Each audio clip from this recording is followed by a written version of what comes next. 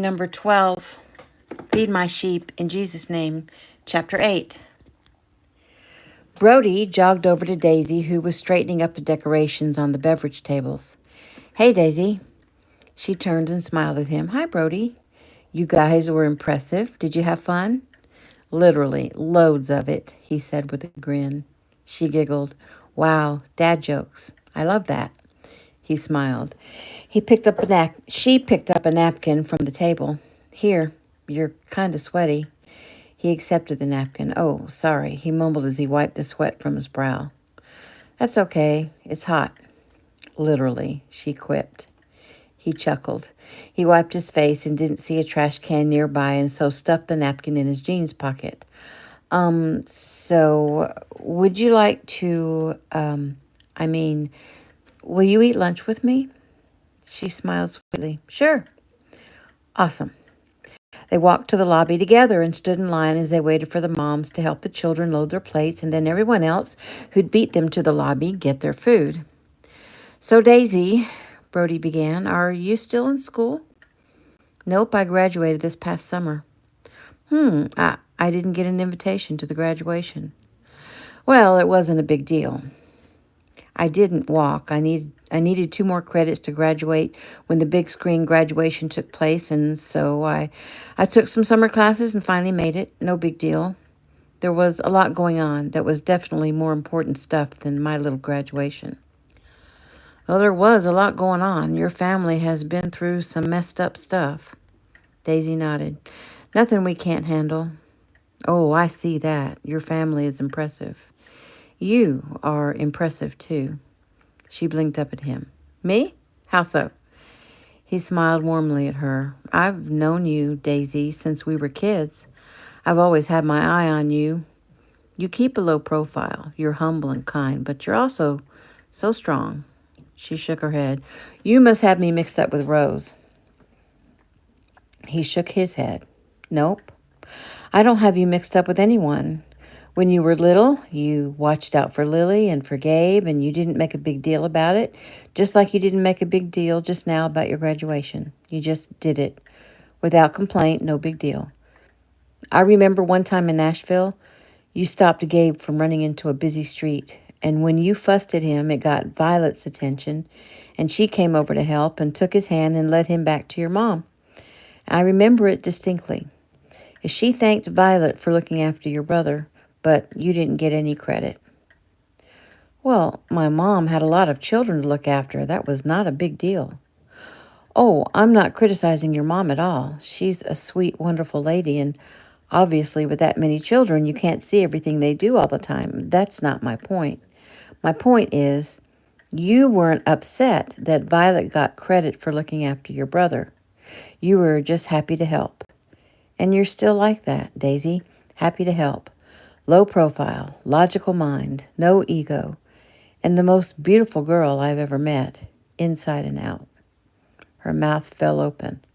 "Wow.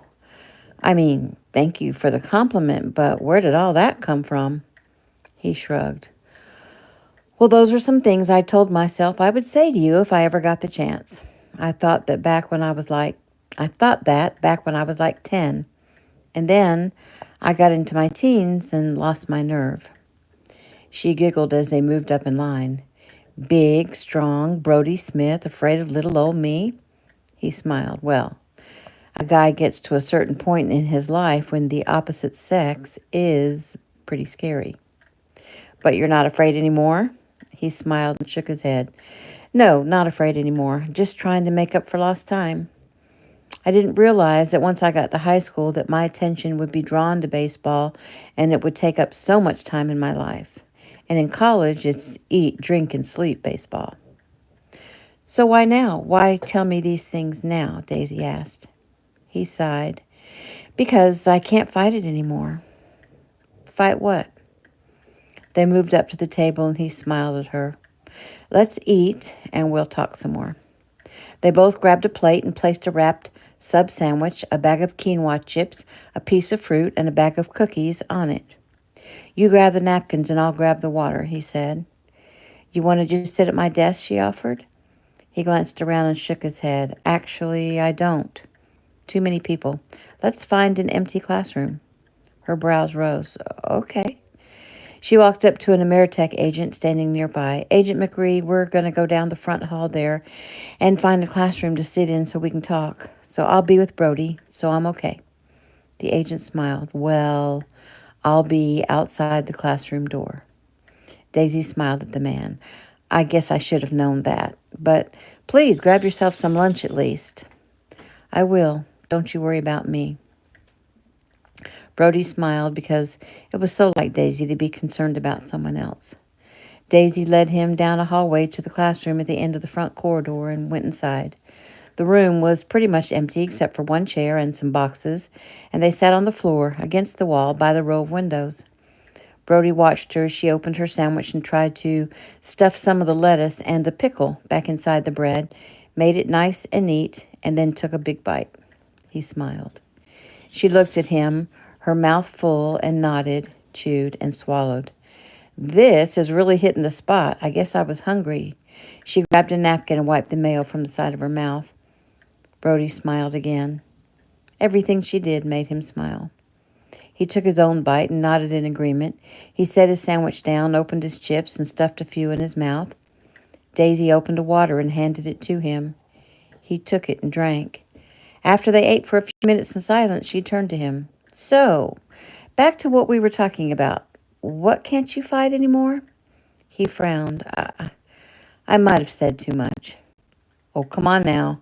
We were having an interesting discussion. You can't stop now. He nodded. Well, maybe saying fighting it isn't the right way to say it. That sounds like I'm obsessed or some stalker or something. She giggled. A long-distance stalker. He sighed. I'm in over my head. Okay. What I mean is, I've always admired you, Daisy. I've always thought you were an amazing girl. And the time we spent together as kids and even as we grew up, like when we were in high school, I thought, wow, that Daisy, she's about the sweetest girl I've ever met. I wish I could find someone like her. And of course, as we got older, I couldn't help but be attracted to you because you weren't only sweet, but the prettiest girl I've ever met. She smiled. Other than my sister. He nodded with a smile. Well, she's pretty too, obviously, but it was you I couldn't stop thinking about. You two might look exactly alike, but you're different from each other, I guess, in demeanor. Daisy smiled kindly at him. I think it's cool that you can tell the difference between us. All these years you've never accidentally called me Lily. Yeah, it seems so obvious to me, the difference, but not in a bad way. There's nothing wrong with Lily. You're just different. So when you said you couldn't fight it, you meant what? He sighed. Okay, guess I'll lay all my cards on the table. I couldn't keep trying to ignore the fact that I liked you. And I had feelings for this girl I've known my whole life. I had this fondness for you. Fondness? She questioned, her eyes twinkling. Well, that's not exactly right. I mean, I'm attracted to you. I mean, Daisy, that I like you. Her eyes opened wide. Oh, well, that's nice. And you fought these feelings for a long time? He nodded as he took another large bite of his sandwich. A long time. Actually, as long as I can remember. She stopped halfway to putting a chip in her mouth and looked at him. Really? He nodded. Really? I swore to myself that once I graduated from high school, I would get in touch with you and see if I could take you out on a few dates somehow, though we live in different states. But all my time was taken, and suddenly it's 4 years later.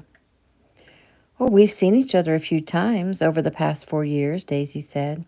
He nodded, yes, but it was always just a few days, and then I had to be back at school. Brody, I'm really touched by this.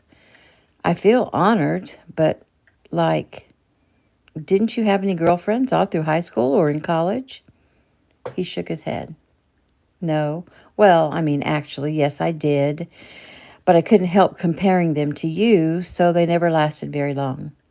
One girl broke up with me and said I was a snob. And maybe I was, but it was like knowing you, no one else measured up. You ruined me for anyone else. She smiled. Oh, that's just too sweet. He rolled his eyes. And so you finally got up the courage and decided you were going to talk to me?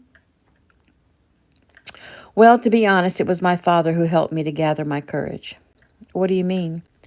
My dad came to my room one night last Christmas when I was home from school to have a talk with me. He thought I was down, Brody said, using finger quotes on the word down. He stopped and looked at her, not sure if he should say any more. Anne, she prodded, were you down? I guess I was, though I hadn't put much thought to it. My dad was concerned, and apparently so was my mom, so she got my dad to come and talk to me. He finished his chips and opened his cookies and ate one. It wasn't like I went crying to my dad about being lonely or anything, but he asked me about my dating life. I think he thought I had had a girlfriend maybe and we broke up or something. But my dad and I are close. And I did tell him how I was struggling with comparing other girls to you. And he asked me what it was about you that made me like you. Daisy didn't say anything to him about how those few words affected her, the part about him liking her. It was a pleasant thought that this big, strong, athletic, and very good-looking guy liked little old her.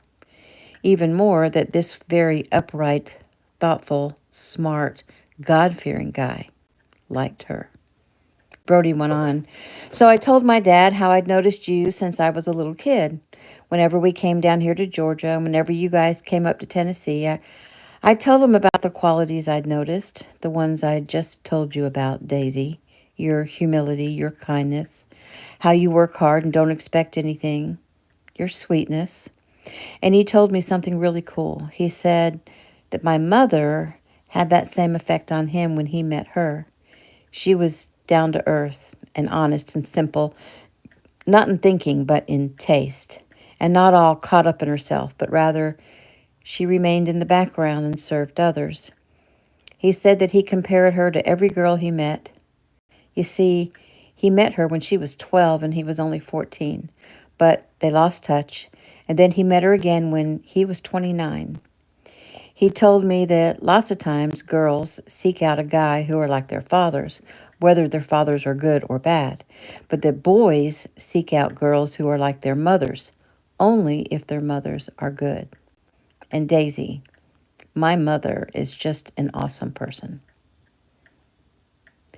Dad told me that even at 29, he hadn't really had a decent relationship with a girl because he'd always been in love with my mom, but he just didn't realize it.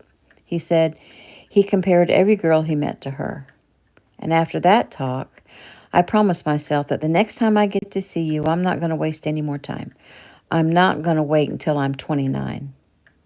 So I saw you when we came down for Jake's and Lena's wedding, and I asked you to dance. You probably don't even remember. Oh, actually, I do remember. You were very handsome looking in your suit, and I remember Gabe was happy that you reached out to his friend Peyton to encourage him since you both play baseball in college. But I mostly remember when we danced because you reached out and touched my face like you were going to tell me something very important. He nodded. Well, it was important to me.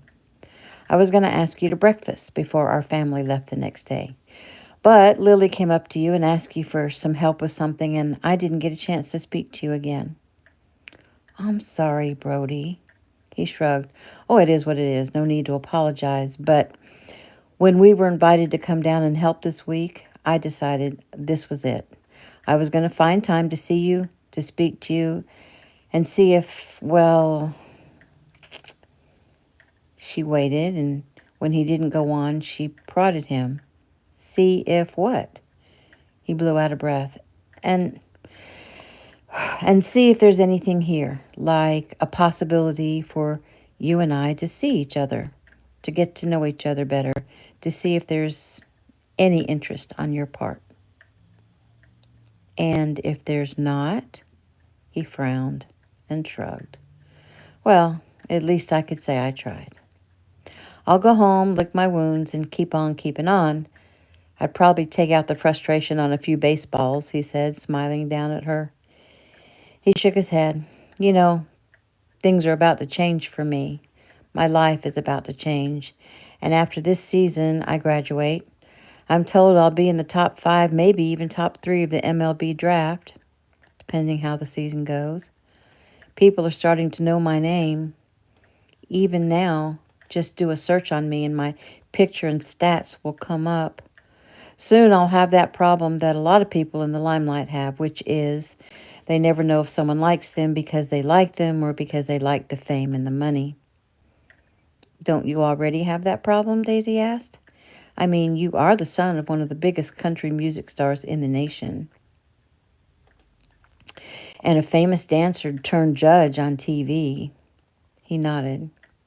I do have that problem once they find out who I am, but my dad is Toby Nash, and I'm just plain old Brody Smith. Daisy nodded. Brody watched her as she placed a cookie in her mouth and chewed it slowly. He cleared his throat. So, is there any interest, Daisy? Even the slightest? She smiled up at him. It's a pleasant thought, Brody. I mean, I guess I haven't really thought about it before because you're younger than me. Well, not that much younger. 7 months. That's not a big deal. She nodded. No, our ages don't bother me. I was just talking to myself, really, trying to understand why I've never thought about you and me before. Because, Brody, you are ultra attractive as guys go. You're big and strong and funny and smart and kind and such a gentleman. And I think you're very serious about your faith, which is the most important thing to me. He nodded with a smile. See what you just said? Your faith, my faith. That is what's most important to you, not my career, not how much money I'm going to make as a baseball player. My faith, which, by the way, is the most important thing to me, too. No matter what I choose to do as my career, I want to serve God first. If I do what He wants me to do, what He put me on this earth to do, then I know I'll have an amazing family of my own one day, and I'll be happy. And so, Daisy, I just want to know if you would like to maybe go out with me. I mean, would you like to share some time, somehow, even though we live in different states? She nodded. It seems we have the same priorities, Brody, which is a good reason to, like you said, share some time. He smiled. Is that a yes? That's a yes. She smiled. And now that I've said that, I find my heart beating a little faster. He laughed. See? Your honesty is so awesome. No pretenses. You just say what you mean or what you feel. No wasted time. I love that. She shrugged and smiled. It's been a really interesting day, hasn't it? Interesting. Well, it began as horrifying when someone actually tried to gun down your brother, but then the little water carrying competition was kind of fun. Still, the best part definitely has been getting to talk to you.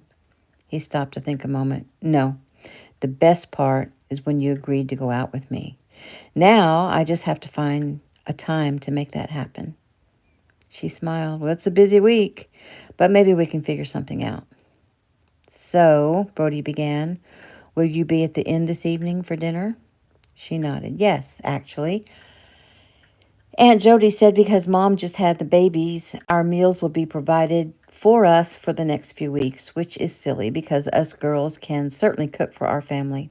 But Aunt Jody will not be denied. So we said, for the next few days at least, we'll come to the inn instead of making people bring the dinner over to our house. Well, I'm glad you'll be at the inn because, with my dad there, after dinner, there will be a huge sing-along. Oh, I love that. Me too. And maybe at some point we can slip away for a little walk around the property. Maybe. But that's how young Eric and Jordan got attacked last night. He frowned as he helped gather all of their lunch trash. Okay, then we'll play that by ear. He stood and held his hand out to her. She placed her hand in his large one, and he pulled her to her feet. He held on for an extra moment or two, looked deeply into her eyes, and smiled at her before he let go. Daisy sighed. Now that they'd had this little talk, her heart was doing flip-flops and her mind was buzzing with the possibilities. She needed to think and to talk to her sisters and get herself under control. Still, for some reason, she couldn't contain her smile. Had something been missing in her life? Had she been lonely and didn't realize it until now? The next few days were going to be very interesting, to say the least. New scene. Everyone got back to work after lunch. Rose and Rebecca tried out the new fryer that had been installed that morning. Other kitchen equipment was tested to make sure they were ready, from stoves and ovens and fryers to warming bins and refrigeration. Food was inventoried, though most of it would be arriving in timed intervals from the women and restaurants of Pine Forest and the surrounding towns and communities and churches. Logan, Toby, Grace, Brody, and Violet got the stage ready with both equipment and decorations because there would be live performances on Thursday, from local school and church choirs to a few standout student performances to Violet's children's choir and to celebs, including their own Toby Nash, Gracie Nash, and Logan Adams. More twinkling lights were hung by the 6 firefighters, both inside and out, along with a huge banner declaring the feeding of the 5,000 would take place on Thanksgiving Day. Shelley, Bella, and Breeze worked on making sure the children's playrooms were ready in case there were more children than they thought. Lisa, Chaz, Jody, and Jeffy made sure the nursery room was set up, cribs put together, rocking chairs tested, and everything thoroughly cleaned and sanitized. Boxes of purple chef's aprons were unpacked and the aprons folded and ready for each volunteer to don, along with sticky name tags and markers for the volunteers to write their names on them. These things were laid on the welcome tables in the lobby. Young Eric and Jordan, Gabe and Taylor, Jamie, Josie, and Sophia Adams, and Erilyn and Matthew and Charlie Stewart, and Lucas Murphy had a late afternoon push to finish filling over 5,000 gift bags. Melena Stewart, Joey, Mark, Cam, and Ricky worked outside, trimming the grass and getting up leaves and adding a few landscaping touches. Meanwhile, John Apple and Eric Sr. walked the mayor of Pine Forest, Andrew Bradbury, with his wife around the facility, inside and out, including the tents out back. They presented him with inspection certificates and any information he wanted, since he was the one who encouraged Rose to pursue having this amazing event. Finally, Rose made her rounds, giving last-minute instructions to Bree and Caro and Daisy, who would see that her list was completed because Rose would be leaving a little earlier than everyone else. Several people left earlier than the others. Lily and Jewel Brooks left early to head to the inn and work on dinner for the large group. Jeffy and baby Eli headed back to the inn to rest, as well as Lisa and her twin babies headed home to do the same. And Jericho left early to head to his rented home and prepare dinner for himself and Rose. Once everything was complete, the last thing to be done was for Daisy to walk around with Rose's checklist and make notes for the next day's chores that they would see to after the big volunteers meeting over at the high school. As everyone gathered their coats and purses and children were heading out, Brody approached Daisy. She looked up and smiled at him, her heart again doing a little flutter as she remembered their talk at lunch and the hint of promise it brought. "You tired?" Brody asked. She nodded. "A little, though I haven't worked nearly as hard as you guys did today." "Well, sometimes brain work is harder than plain old physical labor," he said. "So everyone is taking off. Are you about ready to leave?" "Soon. I have to do a walkthrough and a walk around the perimeter." "Alone?" She grinned. "I have Agent McCree." "Oh, yeah," Brody said as he glanced over at the agent. McCree smiled. "Sorry to ruin your action, man," he quipped, making Brody laugh. "Still, Daisy, would you like some company?" Brody asked. "Sure. Let's start back in the west corridor and work our way to the kitchen, and then the east corridor, and then to the gym, and then we'll head outside." They walked and talked. Daisy was very careful to check every room on Rose's checklist. She made a list of things to correct, like the dirty mirror in one of the restrooms, and the dock door in the kitchen wasn't locked. There wasn't much else because the people who'd helped out were extremely conscientious. As they walked, they talked about Brody and what he could expect when he gets drafted. He told her about the deal he would sign and go to play for a farm team, and that it would probably be the Nationals or Pirates. So, he went on, that could put me in New Jersey or down in Tampa. And which one of those would you rather end up at? He smiled. Well, Tampa is only about 6 hours from here, and Jersey is almost 12 hours. So, if I can choose, I'd pick Tampa, though I would travel around anyway, so it won't really matter. Besides, there are other places I could end up too. He smiled at her. And while I'm working on getting to the show, what are you going to be doing? Well, right now I'll stick with working with Rose here at the center. Do you like your job here? Oh, I love it. I love being near my family and near my sisters, and I love helping with this place. It keeps me on my toes because I'm in charge of the website and the PR, from advertising to social media, and even to just greeting people with a smile when they come in the door. And Rose has so many things going here. It's actually pretty challenging and pretty fulfilling work. He nodded. They got back to the front lobby area and she grabbed her coat. Well, all I need to do now is walk the perimeter outside, and that should take about 15 minutes, and then my reinforcements will be here and we'll head to the inn. What reinforcements? Oh, about 20 Ameritech agents that will watch everything overnight. Not that we would normally need that in this small town, but given what's happening with someone trying to hurt Gabe, and Jeffy said the bad guys are going to try to stop us from succeeding, so it's just a precaution. He held the front door as she walked out. I hate that it's even possible that someone could hurt you or a member of your family, he said with a frown. She laughed. It's okay. We're getting used to it ever since Gabe kicked butt in the first mini-mart. They headed off to the left toward the parking lot and walked along where the lot met the small park that was on the other side.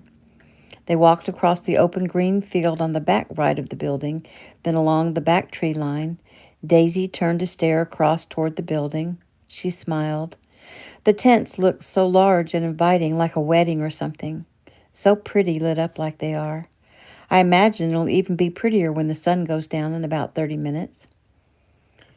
He looked and tried to see how she saw it. It was indeed nice.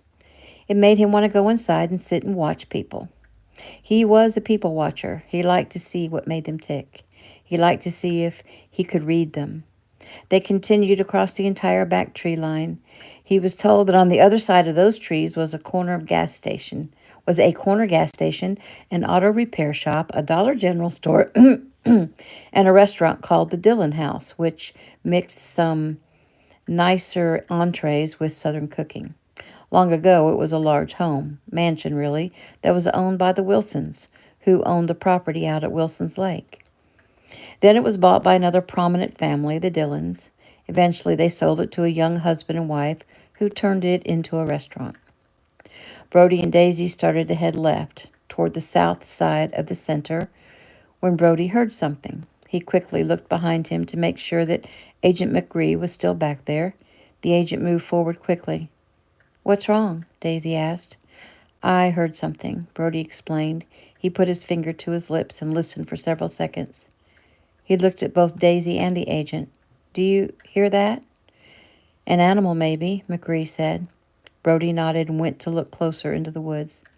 The sun was going down and the shadows were getting darker, but he could see now. Oh, wow. Okay. Hello there, guy, he said kindly. He knelt down and put his hand out. A black nose stuck out of the underbrush and smelled his hand. There you go, buddy. I'm not going to hurt you. Are you stuck in there? Brody moved closer as Daisy knelt down trying to see. It was a dog, possibly a shepherd lab mix. It was a golden color. Oh, my goodness, I see you. Uh-oh, Brody said. You're not a guy. Well, hello there, Mama. He turned to Daisy. She's having puppies. Right now? She's working on it. Oh, Brody, we can't just leave her here all alone in the woods. No, we can't. He started pulling branches away so he could get a better view of her and see if she was hurt. She gave a soft growl. It's okay, Mama. We're not going to hurt you. He reached in and scratched her head and stroked her neck. There you go, girl. We got you now. He stood back up and pulled his orange sweatshirt over his head. His T-shirt came off with it. Oh, sorry, he muttered. He quickly worked to pull the white T-shirt away from the sweatshirt. Daisy couldn't help but let her eyes run over his torso. Lord, he was gorgeous. Earlier today, when he had only the T-shirt on, she'd been able to see that he was thick and fit and his biceps were bulging. But with nothing on, her mouth went dry. His chest was well muscled, his abs ripped. He quickly pulled the T-shirt back over his head and put his arms through. He knelt down with the sweatshirt, placed it over the dog, and gently lifted her out of the thicket. The dog whimpered as he cradled her in his arms. Okay, Mama, we got you now. You're going to be okay. He looked at Daisy. Will you use the flashlight on your phone and make sure she didn't already have a puppy? Daisy quickly checked the thicket thoroughly to make sure there was no puppies yet. We broke all the boxes down, but we can put one back together. We have some packing tape. Brody nodded. That would be great. Holding the dog carefully in his arms, they headed back to the center. They went in through the front door and headed to the back dock where Daisy found a good box. Agent McCree helped her put it back together. Brody looked the dog over as he waited and then carefully placed her along with his shirt into the box. Daisy, do we have a small bowl we could give her some water? Yes, Daisy said, and she went into a cabinet that had some old Tupperware. She filled one with water and set it in the box next to the sweet dog. She lapped it at it immediately, quickly drinking the whole bowl. Daisy refilled it. Miss Daisy, McRae said, the other guys are arriving. Give me your checklist and I'll go finish it up. She glanced up at him gratefully. Oh, I couldn't ask you to help like that. He rolled his eyes and held out his hand. Give me the list. She rose to get it off the stainless steel counter where she'd laid it. You're awfully bossy, aren't you? She said with a smile. He shrugged in apology. Sorry, it comes with the job. We're used to giving people instructions that will save their lives. Well, you're not saving my life right now, aren't I? You think of Miss Rose finding out that you didn't finish her checklist. Daisy and Brody both laughed. While McRee went to finish Rose's list, Daisy opened some canned chicken breast and put it in another Tupperware dish and handed it to Brody. He picked some up with his fingers and held it out to the dog, but she sniffed and flicked out her tongue to taste it, but wasn't very interested. He smiled and petted her head. Good girl. Yeah, that's a good girl. Well, why won't she eat? She has to be hungry, Daisy asked. Well, if she's real close to giving birth, she won't eat. I'm surprised she drank, which meant she must have been totally dehydrated. They gave her some more water, but this time she only took a little. Okay, rest, girl. We're going to take you home. You don't know it yet, but you hit the jackpot, little mama. New scene. It's 5:20 p.m. Tuesday evening at the Tanner home. Violet and CJ had just stepped inside the house when Rose came down the stairs. Violet smiled. Wow, don't you look pretty? Rose sighed. I am so glad you came home. I thought you two would head straight to the inn. I wanted to change clothes real quick, Violet explained. Why are you glad I came home? Because I needed to ask if I look okay. You're kidding, right? CJ nodded. Rose, you look amazing. Turn around, Violet said. Rose turned slowly. When she turned back, Violet was smiling. I love seeing you in a dress. Rose sighed. I thought I'd change it up. He's pretty much only seen me in jeans. You did good, Violet said, and I love the little gold clip in your hair. Rose reached up to pat her hair, which was very different from Violet's hair. Though both were almost white blondes, Violet's hair was long and slightly wavy. Rose's was just past her shoulders and straight. She usually simply parted it on the side and let it hang. But tonight she had taken the front strands and put them up on the side away from her face. Rose went to the mirror in the formal living room and stood. The dress she wore was casual, floral number, white, with red roses splashed across the front. It had a scalloped V-neck, and it came to just above her knees, showing off her muscular calves.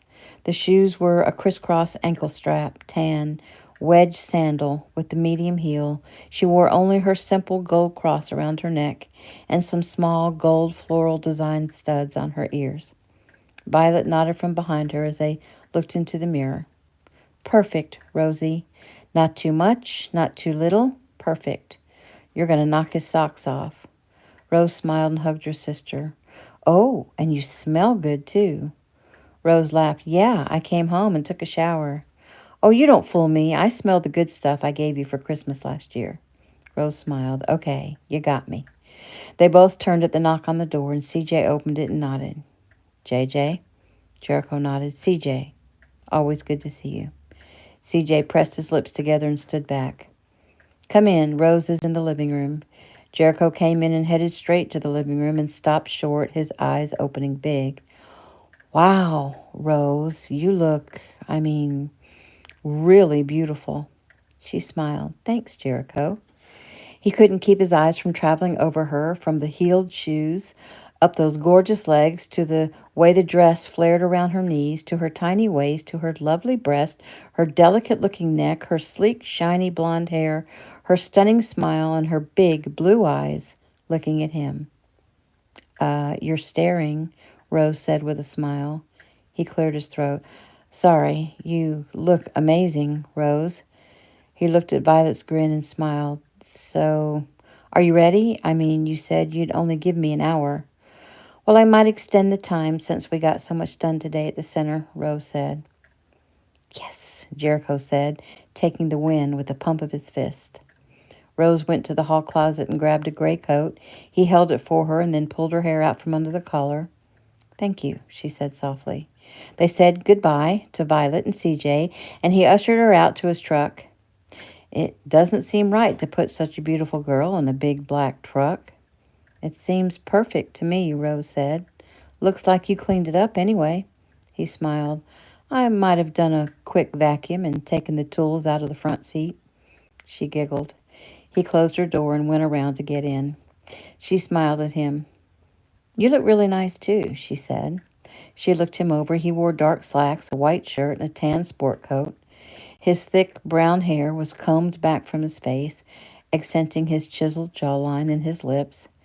He turned and smiled at her, and she smiled back. So, where are we going? Well, now that I know we have more time, I'm second-guessing what I had planned. Well, what did you have planned? Rose asked. He sighed. I made you dinner at my home. I cleaned my house, bought a tablecloth and some candles, and cooked you dinner. At your house? He nodded, then looked at her shocked expression. Oh, don't get me wrong. I wasn't going to try to seduce you or anything. I was just going to cook you dinner and play some music and light some candles and make it nice for you. I knew you didn't have a lot of time. I thought if we take time to drive to a nice restaurant and wait to be served, it might take longer than an hour, so I decided to cook for you instead. He looked at her, wondering if he'd totally messed up and this date was going to be over before it started. Rose nodded her head as she thought and then turned with a smile. So, what did you cook? He blew out a breath. Surf and turf, T-bone steaks, shrimp, asparagus, and wedge potatoes. Her eyes opened big. Wow, that sounds really good. And you cooked it all yourself? He nodded. I did. It's one of the few dishes I can actually do well. It's all ready. You won't have to wait. Well, I am hungry, she said. I can't wait to try your cooking. Are you sure? Because we can head over to a restaurant since you have more time now. Sally's Steakhouse or the Dillon House are close, he offered. She smiled. Well, why do that when you have our meal all prepared? I'm looking forward to your surf and turf. He smiled. Okay. Only 2 minutes later, he pulled into the driveway of a small brick home that was in a neighborhood about a mile past the high school. She smiled as he came to open the door. So, don't you have the guys as roommates? He nodded. 2 of them, yes, Jimmy and Max. We had to divide up. Micah, Luke, and Jalen moved into a similar 3-bedroom over on the other side of town, about 2 miles past the DQ. So where are Jimmy and Max then? Oh, so John and Jody invited our gang out to the inn for dinner tonight. Oh, that was sweet, Rose said. Jericho smiled, because John Apple had done him the favor on purpose. He'd said Jericho could thank him later. "What are you grinning about?" Rose asked. "Oh, nothing." They headed in. It smells good in here," Rose sighed. He took her coat and laid it over the sofa. She followed him into the kitchen, curious to see the setup. Looking around her, Rose smiled. The kitchen was clean. It was an older home, not very modern, but he'd made it work. The small dining room was right next to the kitchen, and she glanced in to see the table set, a white tablecloth, 2 candles, plain white dishes, paper napkins with the silver sitting on top. She smiled. She watched as he pulled a pan out of the oven and placed it on top of the stove. Looking over his shoulder, she took a deep breath. Can't wait." He stood there for a second, frowning. "What's wrong?" she asked. I just realized that I don't have any serving dishes like to put it on the table." She giggled. "Well, we don't need any. Let's get our plates and bring them in here and load them up and then go sit in the dining room." He smiled and nodded. "Good idea. Let me get your drink first. What would you like?" "What do you got?" "Well, I have water and red wine and beer and some soft drinks." I'll try to resist the beer and have some wine since you made such a fancy meal." He grinned. "Oh, that's very classy of you." "Oh, that's me to a T," she said with a laugh. He smiled. "I don't know what you're trying to say, but you, Rose, are definitely one classy lady." She huffed. "I am no lady." He turned from opening the wine, set the bottle down, and put his hands on her shoulders. "What are you talking about, Rose?" "Don't put yourself down. You are an extraordinary lady." She looked up into his sincere face, blinking her eyes as she tried to make herself accept the compliment. She sighed. "Well, I'm not sure what kind of lady wears a dress and considers carrying her firearm tucked inside her underwear." He choked and stepped back, his mouth dropping open. She giggled. "Sorry, did I shock you?" He smiled. "And no, but you gave me a visual that will be hard to ever forget." He swallowed, poured the wine, and went to put it on the table, then grabbed both plates and brought them into the kitchen. Rose took her offered plate and filled it with a steak and shrimp and asparagus and only a few potatoes. He filled his plate, and they went to the dining room together. He held her chair and then quickly lit the candles before he sat down. He looked into her eyes across the small table. "Would you like to say the blessing?" She shook her head. "No. You pray," she said cutely. He nodded his head, accepting the gift that she'd just given him. Rose was a strong woman, a young lady who was used to being in charge and used to giving orders and directing others. Her offering him the opportunity to lead them in prayer on their first date was like a small sign of self-abnegation or submissiveness or simply non-resistance. It was a gift to show him that with the right guy, she could stand aside and let him lead. Or maybe that with the right guy, she could trust him enough where she could allow him to take the lead. He reached his hand across the table, palm up, and nodded at her. She smiled at him and placed her hand in his. He squeezed it and bowed his head. "Father, Rose and I come before you at this time to give thanks for the bounties of this table, and we are so grateful for all that we have. We ask your blessing on the food. We also ask your blessing upon the amazing group of people that have gathered together this week to feed your sheep, and we pray that you will lead us and guide us in that endeavor.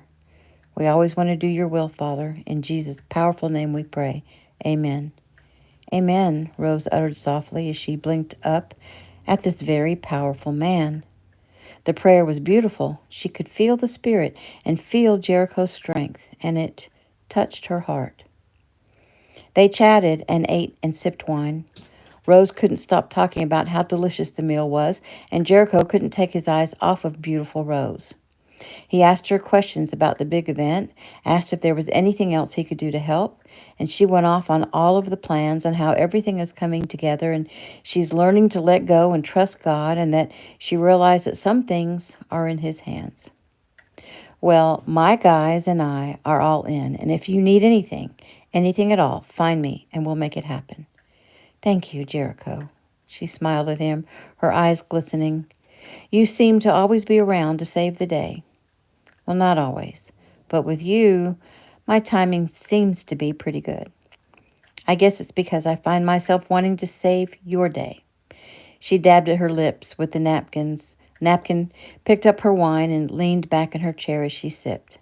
Well, that's interesting. But that implies that if you want to save my day, then you want something to go wrong with my day. He smiled. Well, I don't mean to imply that. I only mean that if you need saving, I hope I'm there to do it. She sighed. If I need saving, I hope it's you that saves me. That reminds me, he said softly as he rose from the table. He came to her and held out his hand. She took it and he pulled her to her feet. He looked into her eyes and let his eyes travel down to the V of her dress. Slowly he touched the scalloped edge and moved the material slightly away from her skin. She gasped, but then realized he was trying to check out the knife wound. I thought, since I didn't see the bandage, that you'd left the wound unprotected, he said softly. His finger lightly brushed over the new bandage, a large Band-Aid, really, turned at a different angle to hide it under the dress. She swallowed, looking from his finger up to his eyes, and finally he moved his finger from the bandage, put it under her chin, and lifted up. Slowly he lowered his head, giving her plenty of time to step away or to say no. She did neither. He moved to cup her face with his hand and then softly touched his lips to hers. He pulled back ever so slightly as if he expected her to stop him or slap him or say something smart aleck, but she didn't. So he leaned forward and kissed her fully on the lips. When she gave a soft moan, he moved closer still and used both his hands to cup her face and kissed her deeply. Slowly, he finally pulled away. He was breathing hard, but so was she, and that made him smile. She blinked, looked into his eyes and back at his mouth, which made him kiss her again. And when he finished that kiss, he pulled her against him and held her close. She turned her head and laid her cheek against his chest. It worried him.